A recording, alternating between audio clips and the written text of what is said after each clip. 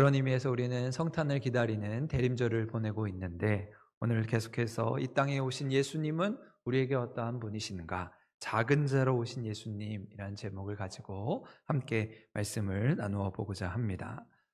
리차드 범브렌트라고 하는 목사님이 쓰신 승리하는 신앙이라는 책에 보면 참 단순하지만 참 의미심장한 이야기를 전해주고 있습니다. 이스라엘의 한 랍비가 유대인에게 이렇게 질문을 했습니다. 길을 가다가 돈이 많이 든 쥐갑을 주었다면 당신은 어떻게 하겠는가? 그러자 그 유대인이 이렇게 대답했습니다. 솔직히 말하면 저는 몹시 가난해서 그 돈이 많이 든 지갑을 하나님이 주신 선물로 알고 그저 감사히 받겠습니다. 그러자 랍비는 그를 향해서 그대는 도둑놈이요 라고 이야기했습니다. 이번엔 다른 사람에게 똑같은 질문을 또 했습니다. 길에서 돈이 많이 든 지갑을 주었다면 그대는 어떻게 하겠는가? 그러자 그 사람은 저는 물론 그 지갑의 주인을 찾아서 돌려주겠습니다. 대답하니까 랍비는 웃으면서 이야기합니다. 그대는 바보로구만 이야기했습니다. 이번에 세 번째 사람에게 똑같은 질문을 했습니다. 길에서 돈이 많이 든 지갑을 주었다면 그대는 어떻게 하겠는가? 그래서 그 사람은 이렇게 대답합니다. 저는 돈을 그 주인에게 돌려주어야 한다는 것을 잘 알고 있습니다. 하지만 동시에 제가 얼마나 그 돈의 유혹에 연약한지도 잘 알고 있습니다. 그렇기에 어떻게 해야 할지는 그때 가봐야 알겠습니다. 모든 것이 하나님의 은총에 달려 있습니다. 저는 하나님이 내게 은혜 주시는 대로 하겠습니다. 대답했다는 것이죠. 여러분, 이처럼 우리는 우리의 작은 행동 하나에도 하나님의 은혜가 담겨 있음을 보게 됩니다. 우리의 조그만 판단 하나를 통해서 내가 어떻게 하나님의 은혜를 나타낼 것인가 살아가는 것이죠. 그렇게 내가 무엇을 한다, 이렇게 한다, 저렇게 한다, 모든 일들이 어찌 보면 오만한 것에 불과한 것이지요. 그렇게 우리는 다른 사람이 죄 짓는 것을 보면 비난하고 정죄하지요. 하지만 나도 저 사람처럼 죄를 지을 수 있는 사람이구나 깨닫게 됩니다. 다른 사람이 넘어지는 것을 보면 고소해하고 상쾌하게 됩니다. 그러나 넘어지는 것을 보면서 나도 저렇게 넘어질 수 있는구나 깨닫는 것, 그것이 참 지혜롭고 겸손한 사람의 모습인 것이지요. 그런 의미에서 여러분, 지금까지 살아온 우리의 삶을 어떻게 평가하시겠습니까? 여러분, 알고 보면 오늘 이 시간 나의 나됨은 모두 하나님의 은혜인 줄로 믿습니다. 그럼 이제 벌써 2024년 한 해가 저물어 가고 있습니다. 여러분, 올 한 해를 평가할 때 여러분은 어떻게 평가하시겠습니까? 사람들은 평가한다고 하면 잘한 것과 못한 것을 나누려고 합니다. 그리고 못한 것으로 인해 자책하고 후회하고 실망하게 되지요. 하지만 돌아보면 잘한 것이나 못한 것이나 모든 것이 다 하나님의 은혜임을 고백하게 됩니다. 잘한 것은 잘한 대로, 또 못한 것은 못한 대로 그 모든 것에 의미가 있고 감사가 있는 것이지요. 하나님은 도리어 우리의 약한 것, 부족한 것을 사용하셔서 하나님의 뜻을 나타내시는 것, 그 모든 것이 하나님의 은혜인 것입니다. 그래서 유명한 성자 어거스틴은 사람이 죄를 지어도 하나님의 은혜 가운데서 죄를 짓는다 이야기했습니다. 여러분, 만약에 우리가 죄를 짓는 순간에 하나님이 벼락을 치신다면, 바로 그 자리에서 징벌하신다면 여러분, 우리가 어떻게 되겠습니까? 아마 여기에 살아남을 사람이 한 사람도 없겠지요. 여러분, 그렇게 오늘 우리가 살아있다는 것만으로도 얼마나 크신 은혜를 누리고 있는 것인가, 그 은혜에 감사하면서 그 은혜를 기억하는 성도의 삶이 될 수 있기를 간절히 소망합니다. 여러분, 그래서 성경에 보면 그 하나님의 은혜를 사모하는 자에게 더욱 크신 은혜를 주시는데 그 이후에 이렇게 말씀합니다. 교만한 자를 물리치시고 겸손한 자에게 은혜를 주신다 말씀하십니다. 이런 결국 우리가 하나님의 은혜를 누리기 위해서, 하나님의 은혜를 알기 위해서는 겸손해야 하는 것이죠. 하나님 앞에 한없이 작은 자로 살아가면서 내가 얼마나 크신 은혜를 누리고 살아가는가, 내가 얼마나 크신 복을 받았는가를 누리는 삶이 되어야 하는 것이죠. 이런 구약 성경에 보면 하나님께서 사울 왕을 임금으로 삼으셨을 때를 회상하면서 사무엘은 이렇게 말씀합니다. 사무엘이 이르되 왕이 스스로 작게 여길 그때에 이스라엘 지파의 머리가 되지 아니하셨나이까. 여호와께서 왕에게 기름을 부어 이스라엘의 왕으로 삼으셨다 이야기하고 있습니다. 지금 사무엘은 사울 왕의 실수를 책망하면서 왕이 스스로 작게 여기실 때에는 하나님께서 그것을 귀히 여기시고 왕에게 기름을 부어서 이스라엘의 임금으로 삼으셨는데, 그런데 사울 왕이 스스로를 크게 여길 때 하나님 그의 왕위를 폐하시고 사울은 결국 하나님께 버림받는 인생이 되고 말았던 것이지요. 여러분, 그래서 예수님은 천국에 관해 말씀하시면서 어린 아이와 같이 자기를 낮추는 사람이 결국은 천국에서 가장 큰 자가 될 것이라 말씀해 주셨습니다. 그럼 이처럼 어린 아이들은 스스로를 작게 여기지요. 어디로 가는지 몰라도, 무엇을 하는지 몰라도 그저 어린 아이에게는 부모만 있으면 만족한 것입니다. 그렇게 중요한 것은 어린 아이와 같이 자기를 낮추는 사람, 작은 자로 여기는 그 사람이 천국에 들어갈 은혜를 누리게 되는 것입니다. 여러분, 이처럼 하나님의 은혜라는 것은 크게 됨에 있는 것이 아니라 스스로 작아짐에 있다는 것을 기억해야 합니다.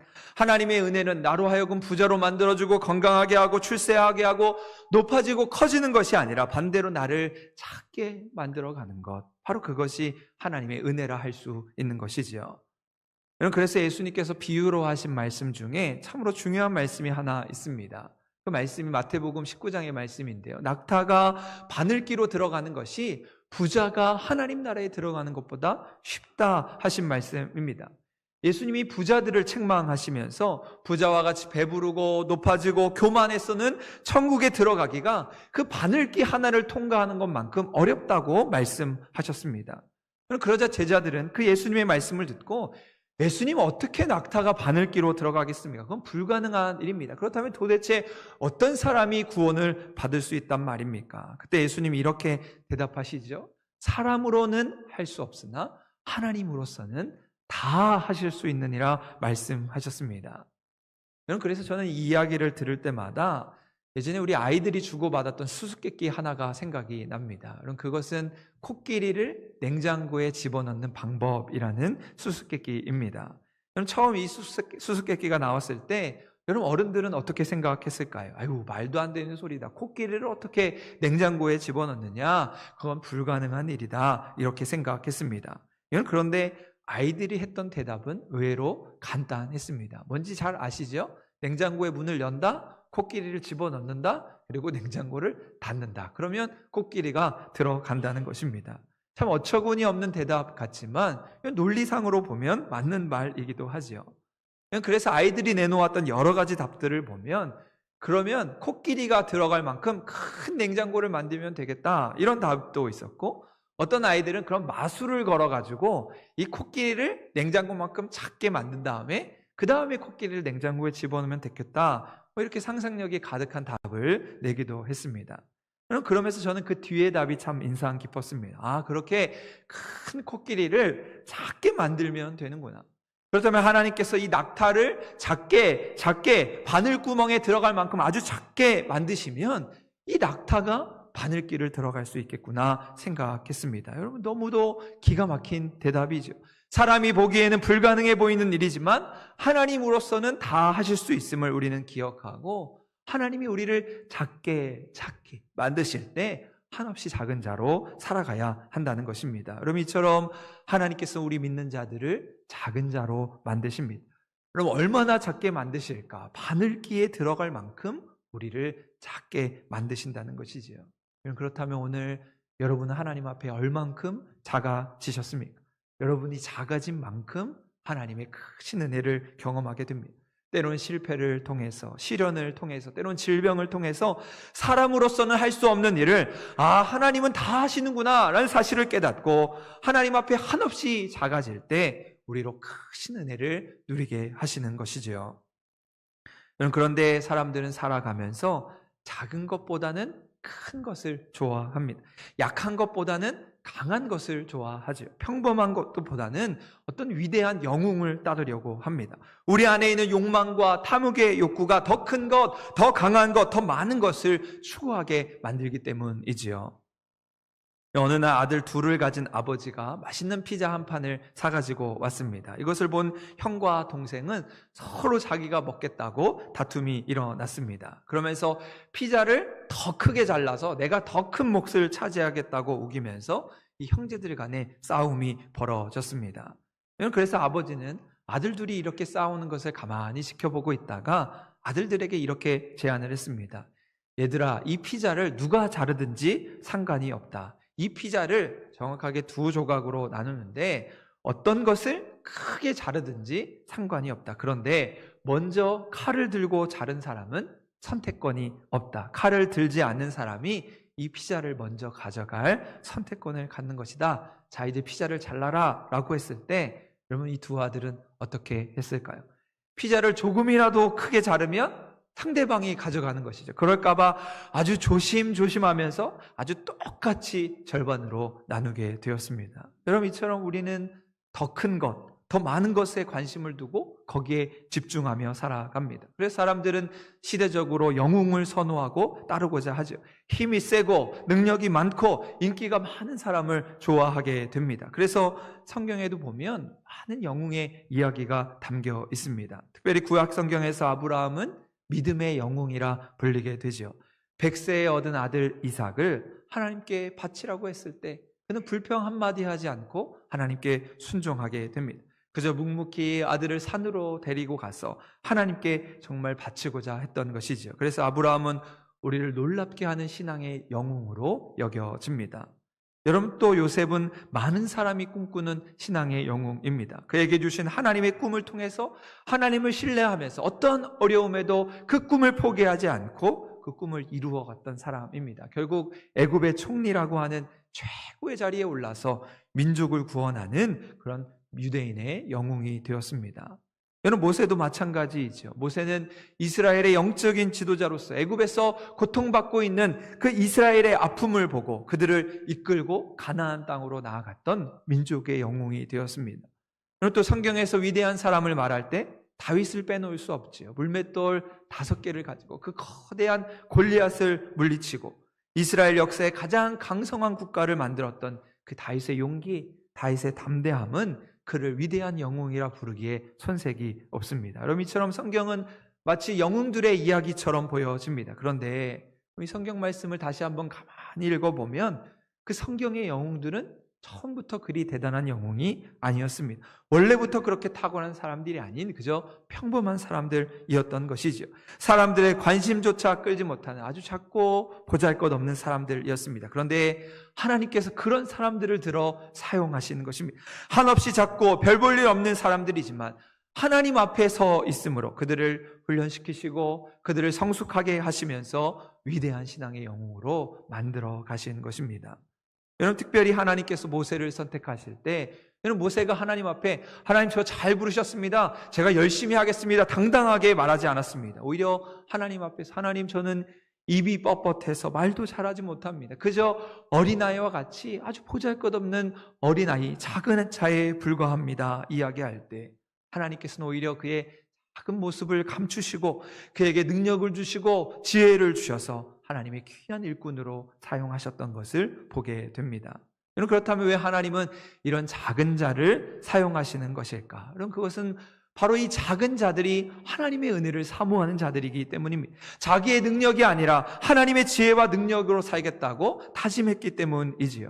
여러분, 그래서 오늘 본문 말씀에서는 사도 바울은 신앙의 모습을 이렇게 표현하고 있습니다. 오늘 우리가 읽었던 27절의 말씀인데요. 오늘 27절 말씀 같이 한번 읽겠습니다. 시작. 그러나 하나님께서 세상에 미련한 것들을 택하사 지혜 있는 자들을 부끄럽게 하려 하시고 세상에 약한 것들을 택하사 강한 것들을 부끄럽게 하려 하시며, 오히려 하나님은 미련하고 약한 것들을 택하셔서 하나님의 능력, 하나님의 위대하심을 나타내신다고 말씀하고 있습니다. 사람으로서는 할 수 없는 일들을 하나님으로부터는 할 수 있음을 이 작은 자들을 통해서 나타내고자 하신 것이지요. 여러분, 이처럼 예수님이 말구유의 아기의 모습으로 이 땅에 오신 것은 이 세상에서 가장 약하고 가장 미련한 것을 택하는 것이었습니다. 하지만 바로 그것이 하나님의 능력이었던 것이죠. 예수님께서 이 땅에 오신 것은 바로 작은 자의 모습으로 우리에게 찾아오셨습니다. 작은 자를 귀히 여기시는 주님께서 당신 스스로가 그렇게 작고 작은 자가 되어서 오늘 우리에게 찾아오신 것입니다. 이 땅의 가장 작은 자로 마구간에 오셨고 그리고 십자가에서 죽으셨습니다. 가장 낮은 곳 비천한 자의 모습으로 이 땅에 오셨고 생이 끝나는 순간에도 가장 낮고 비천한 십자가에서 죽음을 맞이하셨습니다. 왜 그러셨던 것일까? 좀 더 폼나게, 좀 더 멋지게 천군과 천사를 호령하고 이 세상에서 가장 강한 모습으로 오시지 않고 왜 가장 작은 자의 모습으로 오신 것일까? 여러분, 예수님의 공생애를 살펴보면 십자가에 달리시기 전날 밤에 제자들과 함께 마지막 유월절 식사를 하신 것으로 알려집니다. 여러분, 그런데 그 식사를 하시기 전에 제자들은 이제 예수님이 예루살렘으로 가시면 로마를 뒤엎고 왕이 되실 텐데 그러면 누가 예수님의 오른편 왼편에 앉을 것인가를 두고 시비가 붙었습니다. 누가 높으냐, 누가 더 뛰어나냐, 누가 더 크냐의 문제를 가지고 서로 다툼이 일어난 것입니다. 그런데 예수님은 조용히 방으로 들어와서 제자들을 그 자리에 앉히시고 그들과 함께 유월절 식사를 하셨습니다. 그리고는 예루살렘에 들어가서 하실 자신이 감당할 일들을 말씀하셨습니다. 그런데 예수님이 하신 말씀은 제자들이 했던 생각과는 전혀 달랐습니다. 오히려 떡과 잔을 주시면서 본인이 걸어갈 그 죽음의 길을 설명하셨습니다. 그런데도 제자들은 알아듣지 못했지요. 그러자 예수님은 그 식사를 하던 자리에서 일어나서 허리에 수건을 두르고 대야에 물을 떠서 그 제자들의 발을 씻겨 주셨습니다. 여러분, 사실 이스라엘 지역은 샌들을 신고 모래가 많은 사막 지역이기 때문에 보통 이 집 안으로 들어오기 전에 발을 씻는 관습이 있었는데 그 일은 그 집 안에 머무는 종들이 하는 일이었습니다. 그런데 제자들이 지금 누가 더 크냐, 누가 잘났냐를 높이며 따지면서 이 발을 씻고 오는 일을 잊고 방으로 들어온 것입니다. 그래서 예수님은 그 종들이 하는 일, 종의 자리에서 허리를 숙여서 무릎을 꿇고 그 제자들의 발을 하나하나 닦아 주셨습니다. 누가 크냐, 누가 높으냐 시비하는 그 제자들을 향해서 무엇이 진정 하나님 나라의 모습인지, 내가 왜 이 땅에 왔는지를 그들에게 몸소 보여주신 것입니다. 그래서 예수님 말씀하셨지요. 그러므로 누구든지 이 어린아이와 같이 자기를 낮추는 사람이 천국에서 큰 자다 말씀하셨습니다. 그리고는 내 형제 중에 지극히 작은 자 하나에게 한 것이 곧 내게 한 것이라 말씀하셨습니다. 그럼 이처럼 예수님께서 우리에게 가르쳐 주신 복음은 바로 다른 이들의 발을 씻겨주는 것입니다. 주인이 종의 발을 씻겨주고 선생이 제자의 발을 씻겨주고 가진 자가 못 가진 자의 발을 닦아주는 것이죠. 높은 자가 낮은 자의 발을 씻겨주고 큰 자가 작은 자의 발을 닦아주는 것, 그것이 바로 예수님이 우리를 위해 이 땅에 오신 목적이 되는 것이지요. 우리나라 해방 이후에 미국 유학생 1호를 기록한 한 젊은 청년이 있었습니다. 그래서 그 청년은 미국에 가서 공부하면서 이제 박사학위를 받고 우리나라로 돌아올 목표를 가지고 있었습니다. 그래서 열심히 박사학위 논문을 쓰는 가운데 한참 공부하고 있는데 우리나라에 6.25 전쟁이 터졌습니다. 그 소식을 듣고 그는 논문을 쓰다 말고 지도 교수님을 찾아갔습니다. 교수님, 제 조국에 지금 전쟁이 일어났습니다. 젊은이들이 피를 흘리며 죽어가고 있습니다. 이러한 때에 내가 공부하는 것이 무슨 의미가 있고 박사학위가 무슨 가치가 있겠습니까? 저는 고국으로 돌아가겠습니다. 그러니까 이 지도 교수님은 이제 조금만 더 하면 학위가 나올 텐데, 조금만 견디면 되는데 조금만 참으라고 권면했습니다. 하지만 그는 고국으로 돌아와서 오히려 자원 입대를 요청하게 됩니다. 그런데 나이가 너무 많아서 받아줄 수 없다는 것입니다. 그래서 그가 직접 전쟁터로 들어가서 버려진 아이들을 모아서 그들에게 삶은 감자를 먹이면서 그들을 위해서 고아원을 만들었습니다. 선교사들이 버리고 간 시골의 고등학교 하나를 얻어서 학생들을 불러 모아놓고는 그들에게 공부를 가르치기 시작했습니다. 그런데 전쟁이 끝나고 나서 숭실대학교에서 우리나라에 이렇게 귀한 분이 있다는 소식을 듣고 이제 그분을 부총장으로 청빙하고자 했습니다. 그런데 그는 기도하면서 이렇게 결정을 합니다. 하나님은 내가 숭실대학교 부총장으로 가는 데 뜻이 있는 것이 아니고 바로 이 자리에서 이 고아들과 함께 평생 고무신 신고 이 고아들을 돌보는 것, 그리고 이 시골에 버려진 아이들에게 하나님의 말씀을 가르치고 공부를 가르치는 것이 바로 나의 사명이다. 그리고는 평생 그 아이들과 함께 더불어 보내게 되었습니다. 바로 그분이 우리 경상남도에 있는 거창고등학교를 설립하신 전영창 교장 선생님이십니다. 그래서 지난주 우리 새벽 자녀 축복기도회 새벽에도 말씀드렸지만 이 학교의 교우는 여호와를 경외하는 것이 지혜의 근본이다라는 잠언의 말씀으로 교훈으로 삼고 학생들을 하나님의 지혜로 가르치면서 이 학교에서 우수한 학생들이 많이 배출되어서 하나님의 일꾼으로 쓰임받게 되었습니다. 여러분, 이처럼 내가 누릴 권리가 있지요. 많이 배웠기 때문에 당당히 내가 누릴 권리가 있고, 땀 흘려 내가 번 돈이기 때문에 그 돈 내가 쓸 권리가 있습니다. 그럼에도 불구하고 나를 위해 쓰지 아니하고 나보다 더 필요한 사람, 더 작은 사람이 있음을 아는 것, 나보다 더 필요한 것에 그 내가 가진 것을 내려놓을 줄 아는 것, 그것이 바로 예수님이 작은 자로 이 땅에 오심을 기억하는 것입니다. 여러분, 이처럼 예수님은 고아의 보호자가 되시고 외로운 사람의 친구가 되기 위해서 이 땅에 오셨습니다. 절망하는 사람들의 위로자가 되기 위해서 가장 낮은 자리에 오신 것이죠. 어느 누구나 예수님 안에 들어올 수 있도록, 예수님을 만날 수 있도록 우리를 초청해 주셨습니다. 여러분, 그래서 예수님은 세리와 창녀들에게 인생의 소망을 품으라고 말씀하셨습니다. 사람들이 접촉하기 싫어하는 그 문둥병 환자를 만나서 그의 상처에 손을 얹고 그를 치유해 주셨습니다. 혈루병을 앓는 여인이 사람들 앞에 나서기가 부끄러워서 겨우 예수님의 뒤로 가서 예수님의 옷자락을 만질 때 그 여인을 책망하지 않으시고 그 여인이 가진 상처와 아픔을 보듬어 주셨습니다. 여러분, 그런데 세상은 작은 자를 싫어하고 연약한 사람을 기피합니다. 사람들의 외모와 겉모습을 보고 편견을 갖고 지성과 학력에 따라 사람의 가치를 평가합니다. 못생기고 굼뜨면 소외되기 쉬운 세상입니다. 그래서 세상의 사람들은 자기의 것을 자랑하지요. 좋은 집을 자랑하고 좋은 차를 자랑하고 좋은 학벌을 자랑합니다. 비싼 음식을 먹으면서 그것을 자랑하고 돈이 많은 것을 자랑하기를 좋아합니다. 왜냐하면 자기를 자랑해야, 자기가 높아져야 사람들에게 인정받을 것이라 착각하기 때문이지요. 그래서 모두가 어느 기준을 정하고 그것에 맞지 않으면 마치 물건을 버리듯이 사람을 외면합니다.